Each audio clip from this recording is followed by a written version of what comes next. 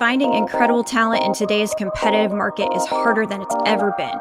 And candidates today, Julie, are empowered and educated. I mean, they've always been educated, but now they get a chance to choose where they want to work and the type of work they are willing to do prior to accepting a job offer. And Clinch Recruitment Marketing delivers the most authentic, transparent, and personalized candidate experience to help your recruiters find a more diverse pipeline of incredibly talented candidates. And look, listen, all of this is about building high-performing and high-powered teams, and Clinch empowers recruiters by letting them manage career site messaging, putting employee-generated content directly in front of your applicants and candidates, and it automates recruitment marketing campaigns. And at a time when we are all struggling with candidate drop-off and ghosting, Clinch customers attract and retain 3 times more candidates than the industry average and reduce their cost per hire by as much as 70%. But you don't have to keep listening to Jay and I. You can find more information by going to clinchtalent.com/CATK. Again, that's clinchtalent.com/CATK. And if we're honest, we do want you to continue listening to Jay and I. We'll be right back. We've been about this work: diversity, equity, inclusion, belonging, shared through the voices of a white woman and a black man. We bring lived experiences. We have pursued D&I progress for most of our professional lives. We use Crazy and the King to cover news, tips from colleagues, and host incredible guests. Listeners, count on Julie and I to transparently drive the conversation. We thank you for rocking with us. Check it. Julie, kick off the show. Welcome to Crazy and the King. Okay. I don't know. So you know what that sigh is for. That sigh is because once again we are first of all, I try to do this, when we go into our recordings, I should be a bit more kind and present and say good afternoon, good day, how you feel over, because listen, I'd love to start there, but like I think about Jackson, Mississippi and their water crisis. I'm reminded of Flint's water crisis. I went out and did a Google search on just water crises or 2022 water crises, Jay, and amazing how many cities are facing like water shortages, and not just here in the US, but across the globe. And I have a strange feeling about the ones that happen here in the US because they seem to always come or seem to be as a result of neglect by our politicians and elected officials. It just really, really disappoints me. And then this morning, I wake up and I get email advisories because here in Baltimore City, we have E. coli in the water. Uh-oh. And by the way, you all had some Klans folks marching in Indianapolis. I mean, this is the weekend that I'm talking about. Yay, Indiana. Oh, yeah. I mean, and Jesus, I didn't even know about that. Like, I don't watch the local news very often, so yeah. I just had to take a breath for a minute. Indianapolis. It doesn't surprise me. Indianapolis. Sounding just like Charlottesville. Sounding exactly like Charlottesville. And again, I know that there's the folks out there that, free speech and, you got to give people space to, I get it. But my version of free speech is like, yeah, give them all the animus that you can give them. Mm-hmm. Like, why? Anyway, How are you? How was your weekend? As you can see how mine was in part. So my weekend was full of music. We did, basically like I would almost say a live music Labor Day weekend. I went to see the Wu-Tang Clan, Nas, and Busta Rhymes. Look at you. Fire. So good. You should have on some of that concert paraphernalia, like a Wu shirt or something. Oh, I just threw them both in the washer. Got the New York State of Mind sweatshirt for the 2022 tour. I got my Wu-Tang is for the Children shirt. Busta Rhymes is like my entire childhood. I love Busta Rhymes, so it's awesome. I've Yes, never been able to yes. see him live, so that was fantastic. Nas was fantastic. Next day, we went to go see Iggy Azalea and Pitbull, who also just a really phenomenal stage show. Just really talented individuals who I love their music. Yeah. And then Saturday, checked out the first of two um, tribute to Taylor Hawkins events. First one, it was in Wembley, so watched live, didn't get to attend live. That was some really amazing stuff there. Never get a chance to pass up the Foo Fighters to see them. So yeah, that's I kind of just did a lot of music this weekend.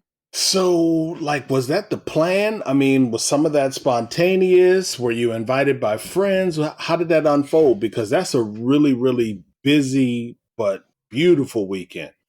So Wu Tang, we bought those tickets within probably 10 minutes of them going on sale.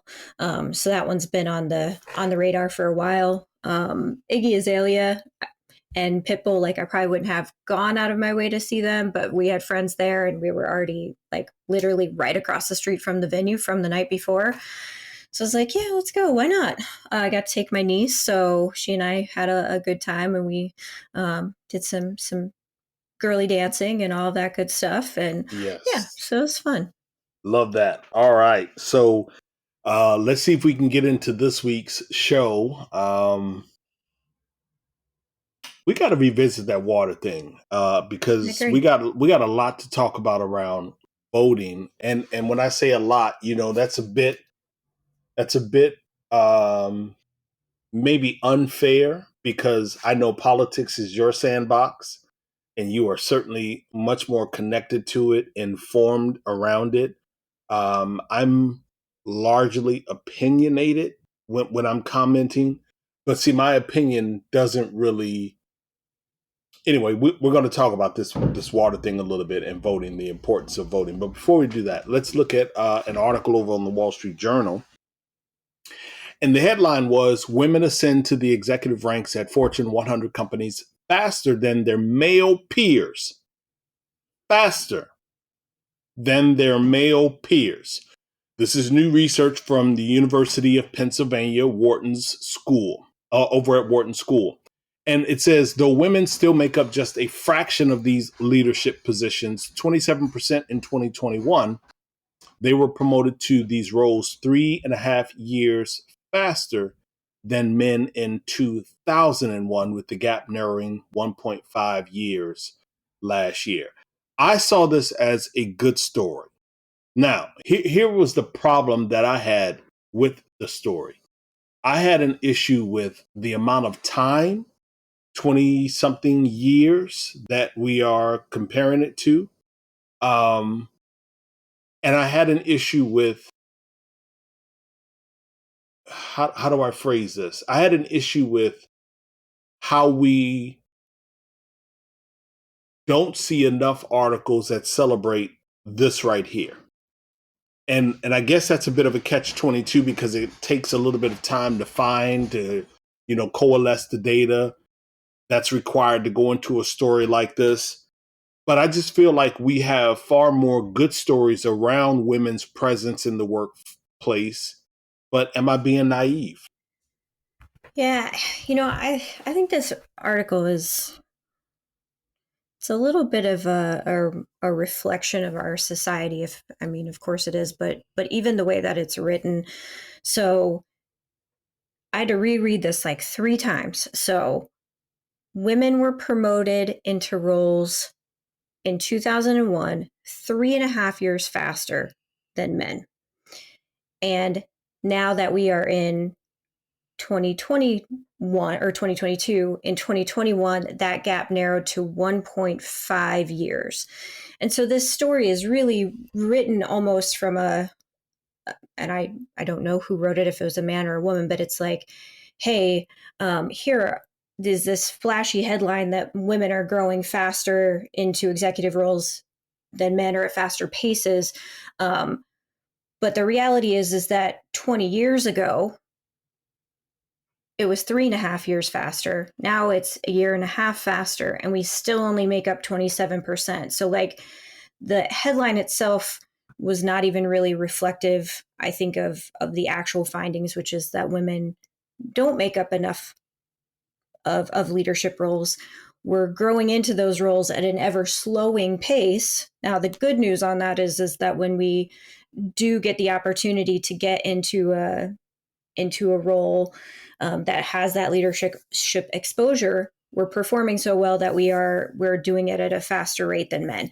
Like, it's very imbalanced in terms of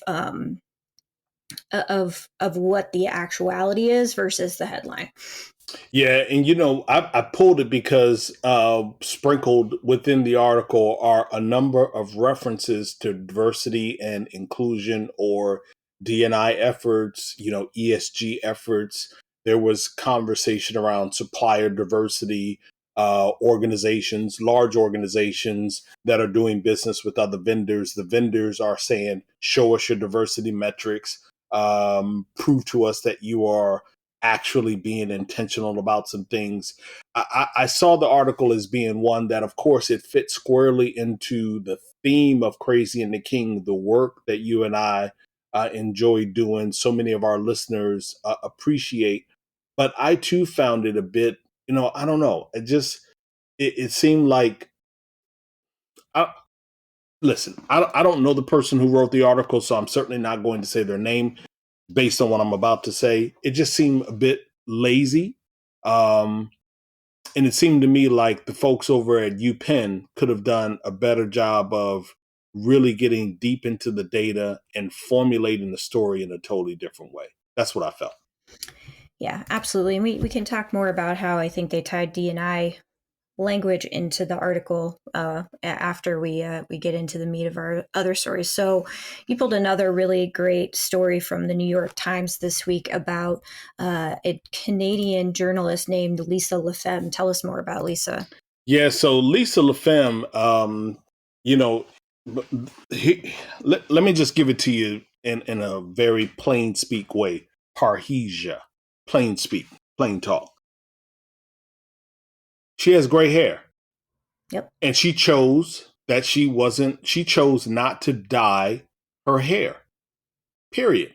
That's just it. There's no rocket science. There's no real thematic way to describe it. She has gray hair, chose not to dye her hair any other color but to wear it natural, and she was terminated. Now, her employer, a news agency, says that she was not terminated because of her gray hair or ageism, but she absolutely feels like it was because of such. There's even in every story I read, there's the mention of a superior, an executive inside of the agency. I'm sorry, the corporation that asked the question, who told her, who approved of her, something like that, wearing her hair gray. So this is a story around, we're categorizing it as ageism, but it's an assault on this woman. Yeah, it's I would say it's more misogyny than it is ageism. Um, you know, as a woman of a certain age who, up into mid 30s, we're fighting to, women are just fighting to um, not be, sexualized and objectified and belittled, because of our youth and our beauty. And then for women, it's like you turn a corner and all of a sudden you're just too old for anything. And it doesn't work that way with men. Graying of the hair, a little salt and pepper around the temples, like those are signs of you know having lived a life that's worth hearing about, having experiences that are worth sharing, having the knowledge within your career to excel at that point. And for women, it is very much a twisted rope of, you're too pretty and you're too young to be successful, or now you're too old and you're gross. There isn't a lot of in between, and that's just reality. I mean, I think this is a really great example of how women, especially women with forward facing roles, are minimized as they age, and minimized if they choose to go through an aging process that's more natural now. And I don't think that there's a right answer either way. You go through your aging processes as you want to, but it is um, part of the reason, back to that Wall Street Journal story that we just talked about. Women are leaving the workforce at rapid paces. We're not growing into the C-suite as quickly as possible. We talk a lot about parenting. We don't talk about what happens to women as they get a little gray and get that visual wisdom. You call it visual wisdom. That's exactly what, Lisa LaFlamme called it. She says in her parting letter at 58, I thought I would have had more time to tell more of the stories that impact our daily lives as I have done for so many decades. We'll go back to that. Helpful or harmful? That's my question. Um, when it comes to career choices, women who delay motherhood or forego it entirely see better career advancement and greater wealth. Single women without children had an average wealth of $65,000 in 2019 compared to $57,000 for single men without children and just $7,000 for single mothers. This was over on Bloomberg. Now, think about the first story. Women ascending faster than men. And then this story saying that if you chose as a career woman to delay or skip motherhood altogether, if you said, listen, we're going to abandon this whole kid thing, we're not doing it, your wealth seems to be even higher. How'd you feel about that? I have many, many thoughts about this article. And the one I'll say, I know we need to get to our break and we can talk more about it on the other side. The biggest thing that jumps out at me as a person who has been a single mom is 7,000 for single mothers. That tells me that there are a lot of single men out there that need to get on their child support and take better care of their kids. But I do want to, when we come back from our break, talk more about what we should be doing to help give women good balance and opportunity, and honestly a lot about how we again shame women on both sides of that story. It is a fantastic article. Yeah, and then the last one that we want to bring up is talking about robots during the pandemic. And so this one I found over on Fortune. It says the Great Resignation forced US companies to order a record number of robots. I am smiling because the writer used the word forced.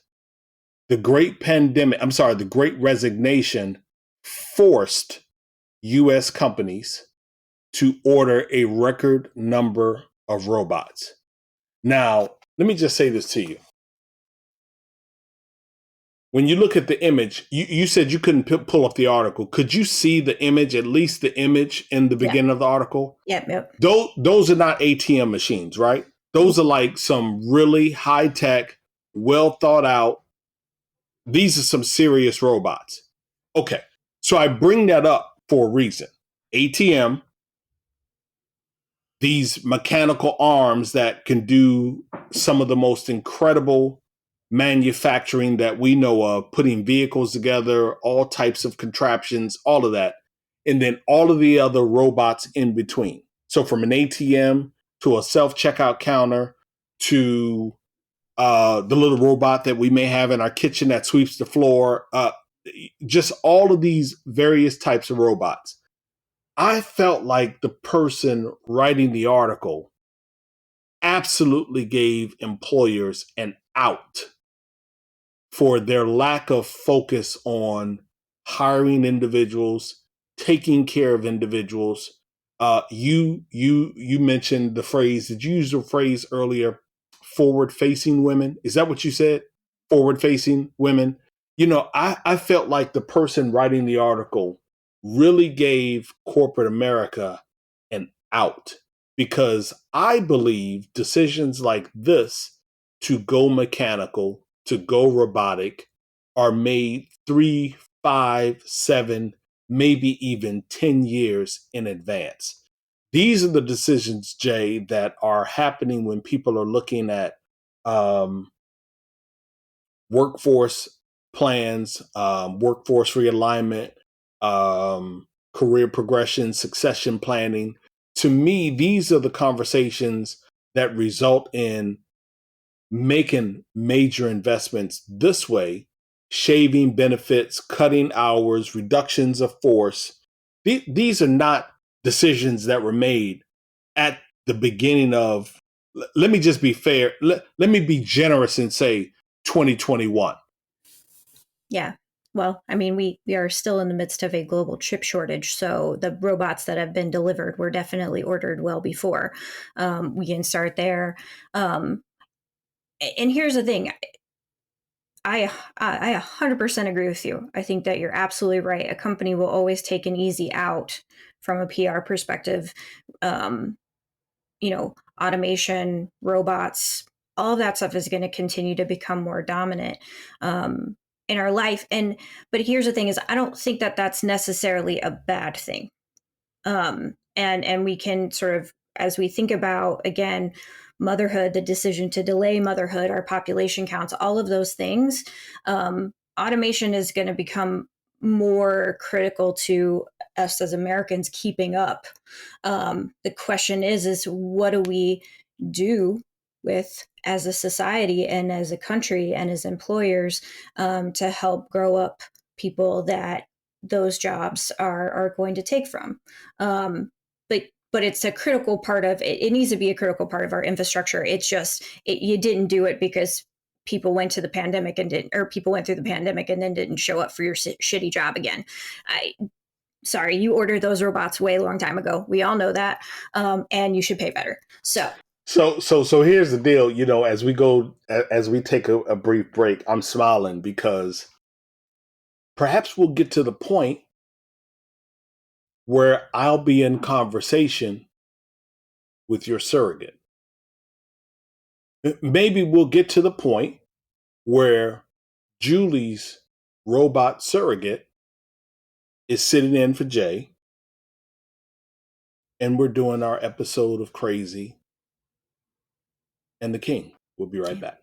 Hi there, I'm Heather Drago. And I'm Sarah Saunders. We host the podcast, That's a Hard No, about saying no and setting boundaries. So you can become that true and empowered you that this world needs. Saying no isn't just okay.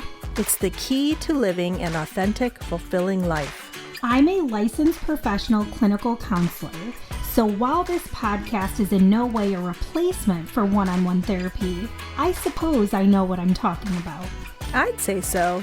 We talk about learning to say no and set healthy boundaries and how it impacts mental health, physical health, relationships, parenthood, and more. Subscribe wherever you get your podcasts and visit our website, hardnopodcast.com. We're here to help you find your no and say it unapologetically. That's a hard no.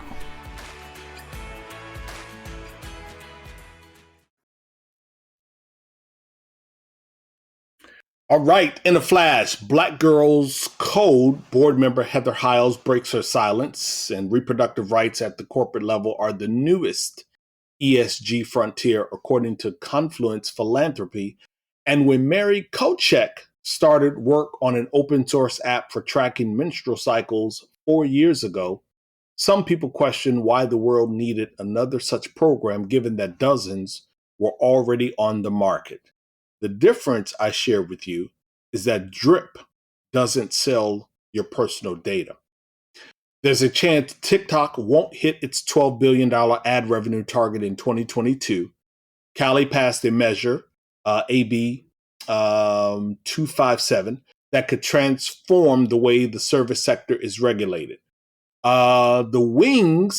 The Wings is actually like a co-working space for women, maybe closing for good. And Michael Saylor of MicroStrategy is potentially facing a big problem, taxes and penalties to the tune of more than $100 million.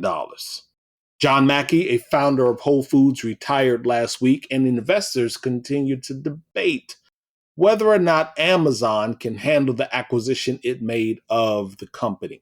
And Jose Garcia, the director at the Ford Foundation, feels that leaders and investors, let me repeat, I'll say it a different way, investors and leaders must commit to reimagining a form of capitalism from which everyone can benefit. And the Obamas will finally have the unveiling of their official portraits at the White House.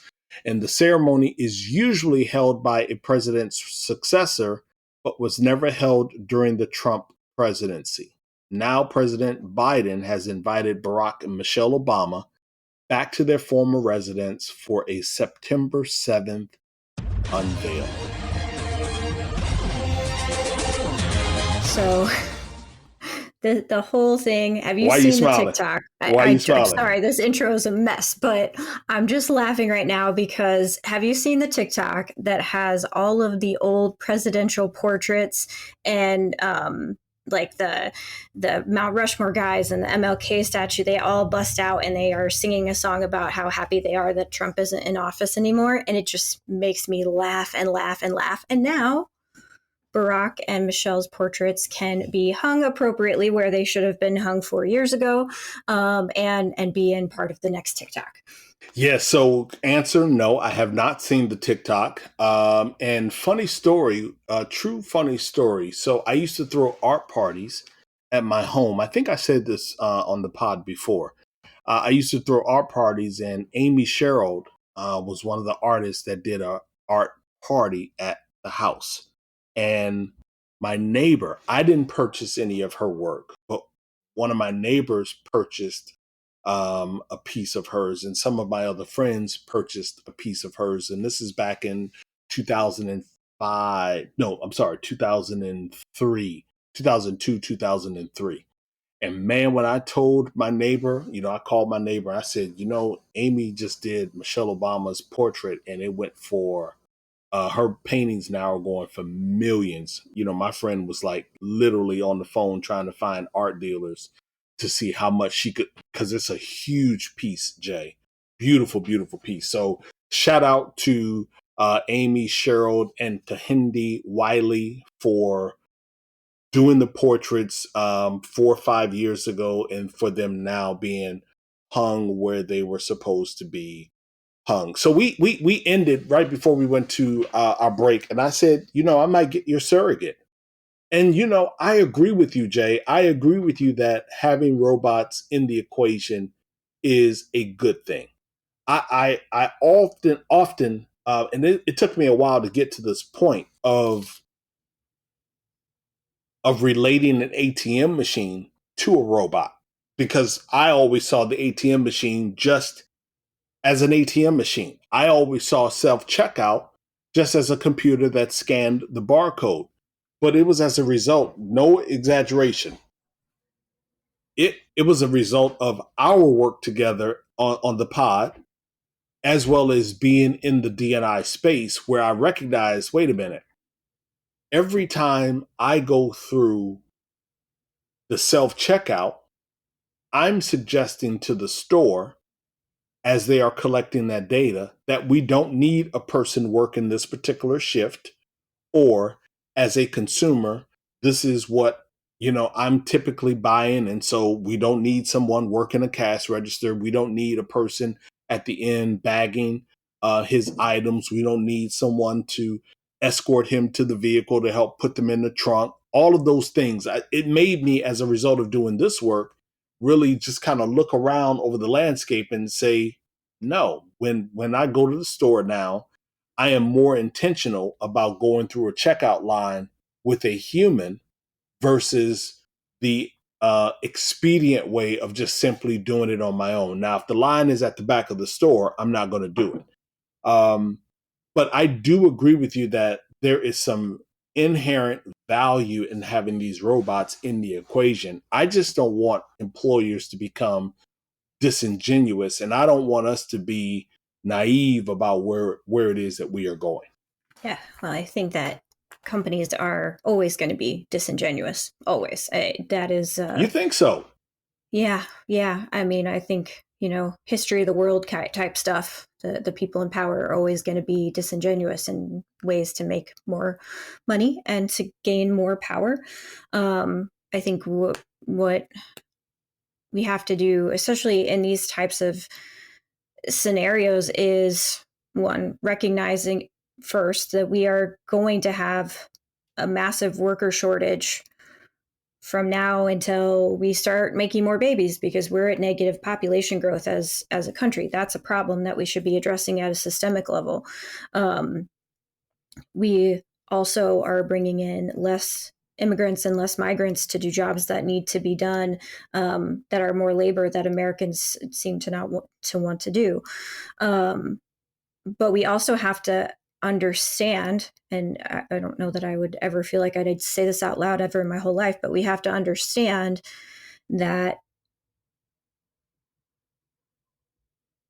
we have an entire subset of the US population that has been reliant on entry-level manufacturing, entry-level fast food, entry-level whatever jobs, and that those jobs used to be able to make a good living and used to be able to retire. My grandfather, my great-grandfather, my dad are all retired auto workers who have pensions and who have insurance and all of those things. So, how do we take what really is a lifestyle, a generational lifestyle, and get through some of that anger that's, really being redirected at Black, brown people, immigrants, women, people with disabilities, and re-educate and reskill a workforce that we are dramatically going to be dependent upon, especially as it also is an aging population. Like, there's so many factors in play here. Which makes it complicating, because you said a couple of things where I believe you said them genuinely, but they in some ways go against positions that you've taken here in our pod. So, yeah. For instance, I just wrote down, you saw me scrambling to get to a yellow pad because I didn't want to forget it. You used the phrase negative birth rate. Is that what population growth. Negative population growth. Got it. So some might say, well, Jay, that's the reason why they banned abortions.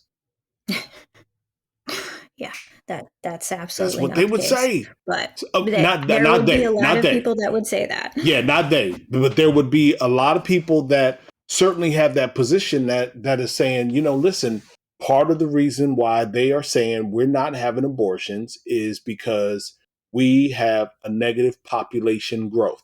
And no, abortion, position of the Supreme Court or whatnot it has nothing to do with Black or brown babies or Black or brown communities.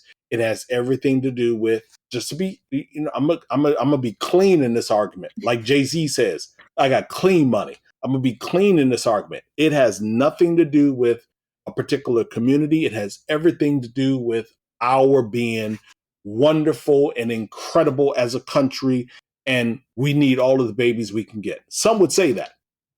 You also said that we have there are challenges with bringing in enough immigrants that are willing to do these hard jobs that apparently, you were fair, you said apparently, that Americans don't want to do. I can't help but think about the times that I used to do hard labor when I was growing up, as a teen. And I would just simply say, well, I think that I would pick strawberries or tomatoes or corn or oranges or work in fields if I was paid I don't even want to say a decent living wage. If I was paid a good wage, I would do it. And I think a lot of Americans say to themselves, I think they say the same thing. Don't you agree? I think they say the same thing, but we don't see that actually come out in action. As someone who's hired entry-level workers, who's dealt with all of those things, 9 times out of 10, any sort of privilege is going to result in a much faster turnaround in those entry-level positions, because what do you mean privilege? What do you mean privilege? White male money at all. Okay. It is, my girl. That's my girl. there's a sort of attitude that, manual labor is beneath them, and that's not the case. There's nothing wrong with manual labor, and I know that even out in California and some parts of Oregon and Washington, they have been paying higher wages to try to attract more people into jobs that mostly migrants do, which are the picking the berries, picking, avocados, all those things. And they still haven't been able to get people into those jobs. And so maybe that's my bias, right? Maybe it is. But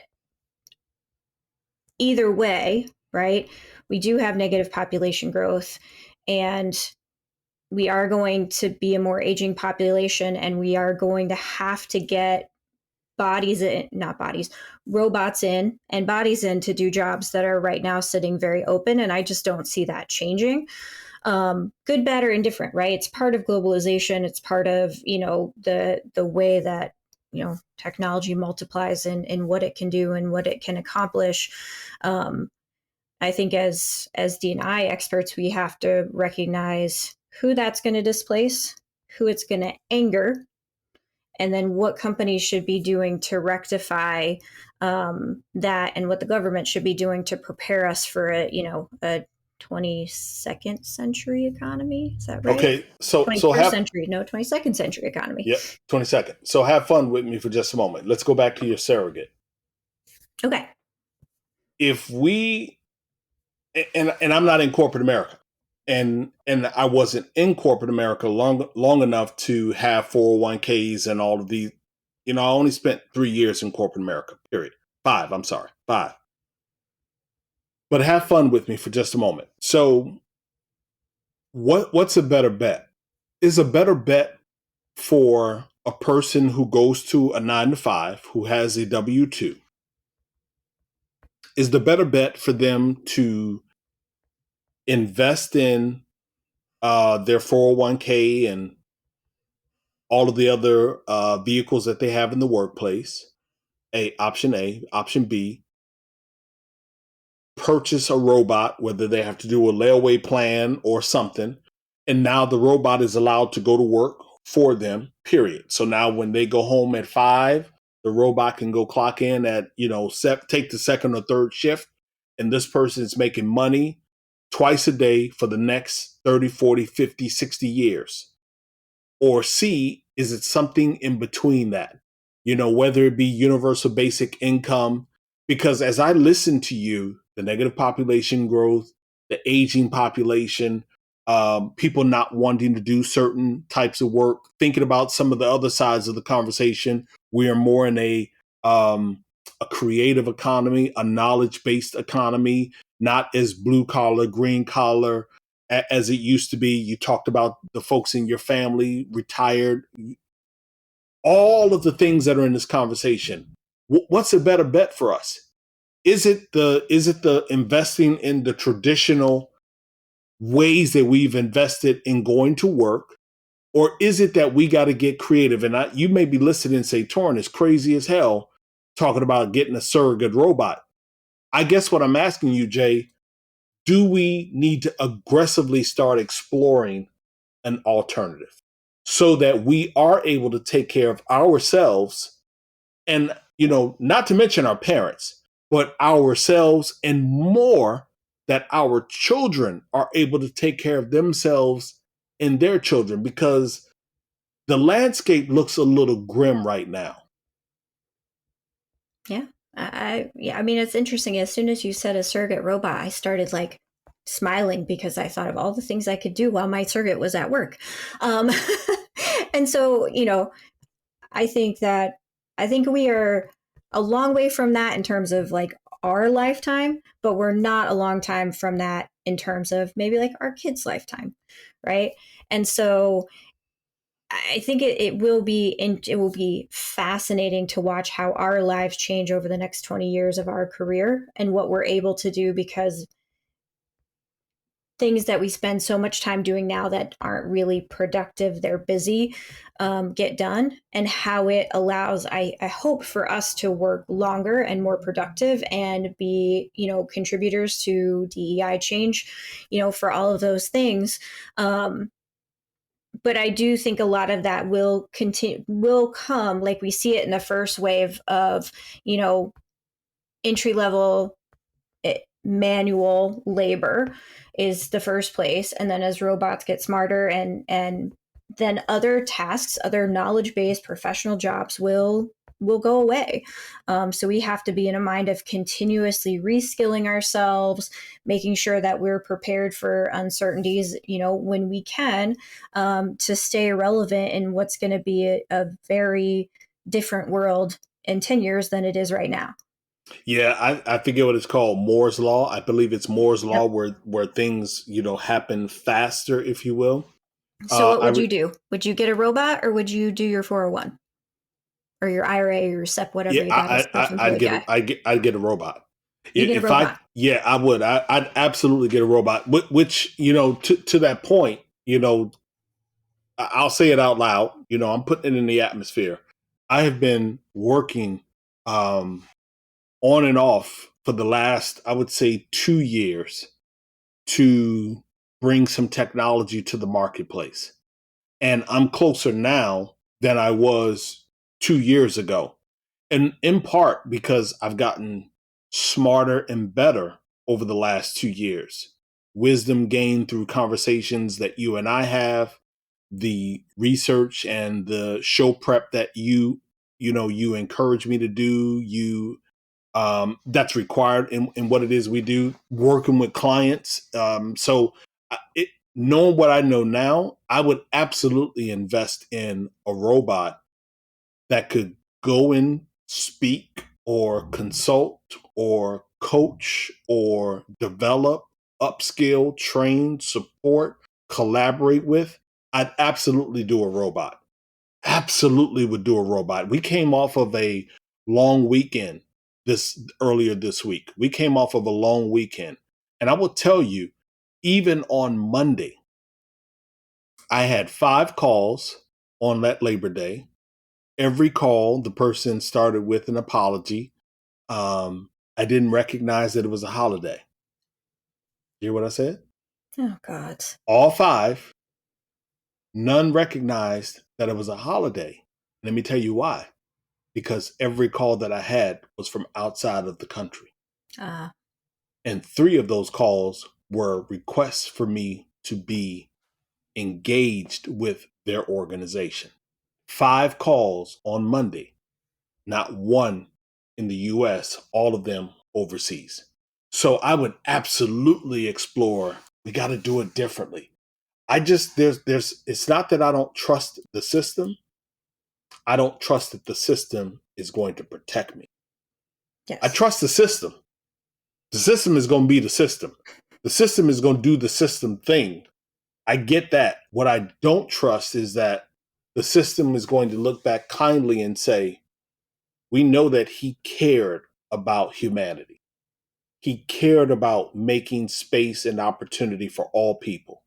He worked tirelessly so that nothing was taken away from anyone else. And so because he did that for so many years of his life, we're going to take care of him. He may not have invested the most or the best. He may not have made the most money. He may not have created the most jobs, but we're going to take care of him because of the work that I don't trust the system to do that for us. Yeah. And I don't think any of us should trust the system to do that. Even if you're just a cog who is a producer, the system should take care of the cog that does the production. That's not the way unfettered neoliberalism or illiberal capitalism works. It's just not. We can see that every single day, which goes back to, like, if we're kind of rounding out this episode, why we're seeing women put off parenting, right?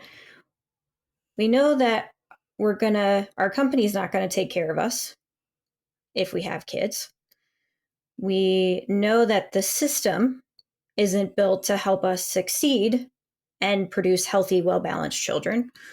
We know that healthcare, education, school lunches, right? All of those things, the system is dynamically built to decrease our opportunity for success if we choose to become a parent as women. It is the reality. And so choosing not to do those things is sort of a mechanism of exactly what you're talking about, is how do I take care of myself? Because I know that even if I make this contribution to society, which is raising a productive member of the community, is not going to benefit me at the end. I will be worse off financially. However you feel about your urchins, I love you guys. I'm definitely glad I had you. That is the economic reality. And if we can't have a system, employer, government, community, that is going to protect, raise up, and build up women who do choose to have children, then the benefit is the emotional benefit, right? The emotional benefit of having a child, of having that connection to the world, to a legacy. It's certainly not advantageous in other ways. Yeah, which is why I always tell, as you're talking, that familiar phrase, pull yourself up by your bootstrap, pull yourself up by your bootstrap, pull yourself up by your bootstrap. It's just popping in my head. And whenever I hear that phrase, whenever I think of that phrase, the first book that comes to mind for me, there are a couple, but the first one that comes to mind for me is The Color of Law by Richard Rothstein. And I always tell my clients, I tell others when I recommend that they read it. And I believe that it will give you a different relationship with that phrase of pull yourself up by your bootstrap. Because you mentioned so much. We started the episode talking about the water crises, not just here in the U.S., but actually in cities all around the globe. And the one that's happening here in the U.S. is a bit more peculiar, but nonetheless, we started with these crises, and you'll have folks that are saying, well, you guys just want to be taken care of. You don't want to do your part. You don't want to pull your wagon. You don't want to bring, as the African proverb says, every man must bring a stick to the fire. There are some that would suggest that in Torin and Julie's conversation, neither of them want to really bring their stick to the fire. And that couldn't be further from the truth. We both want to bring our stick and another stick, and we want to see that other people bring sticks. But we also want to make sure that we're in a community, in a corporate corridor that is going to do everything that it can to help us keep that fire lit. Absolutely. Great conversation. Let's hop into a quick ad break and then back for Her Voice. Our Her Voice segment is where we amplify women making moves. We do it every single week. We appreciate our sponsors for supporting the work that Julie and I are trying to do to amplify the women that are making some things happen. This week we have Reform Alliance. It's a criminal justice reform organization whose founders include Jay-Z and Meek Mill. They've appointed Kim Pitillary, Kim Pitillary, as their chief marketing officer. And then we have Puppy Love. Dolly Parton is launching a dog apparel line called Doggy Parton in partnership with Sport Pets Designs. The collection will include clothes, squeaky toys, and even a blonde wig resembling the country legend herself, and will be available on its website and through Amazon. A portion of the proceeds will go to Willoughby Farms, a rescue organization for displaced animals. Now, Jay, I have not one pet, but I am going to the website. As a matter of fact, I saw one dog in this week's recording, and I know you have a couple of them. I may have to go out to Puppy Love and see if we can get something. Can you imagine the dog hopping on the couch? What's the dog's name in the back right now? Oh, that's Stella Blue. She's definitely the Dolly Parton of the group. There you go. So I'm going to Puppy Love this week.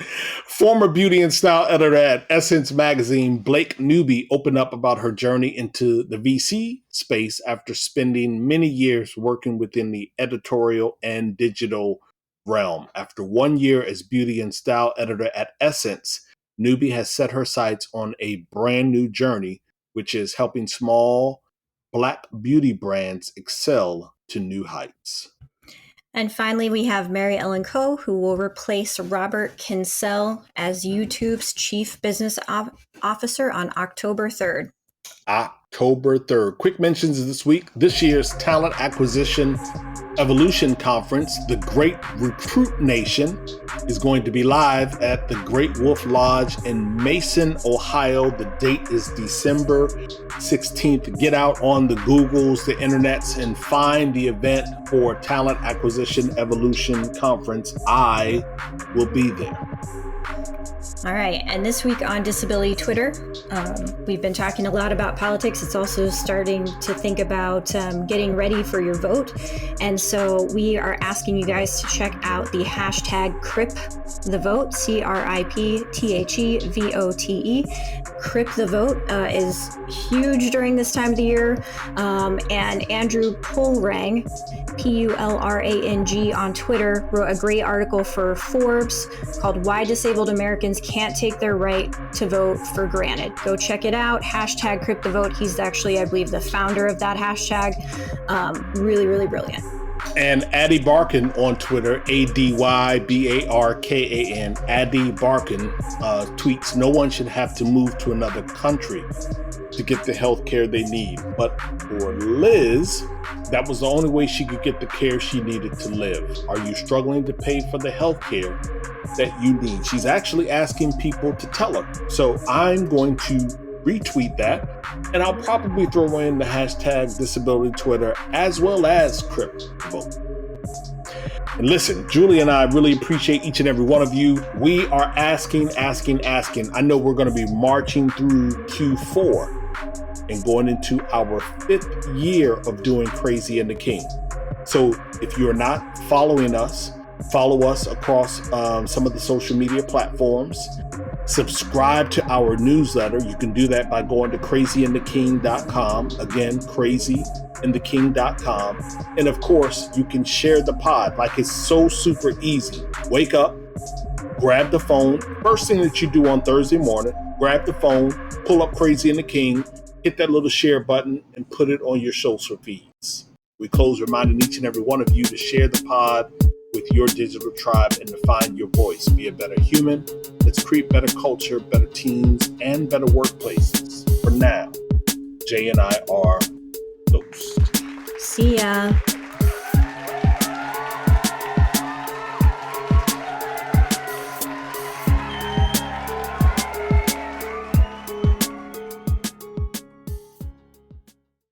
Hi there, I'm Heather Drago. And I'm Sarah Saunders.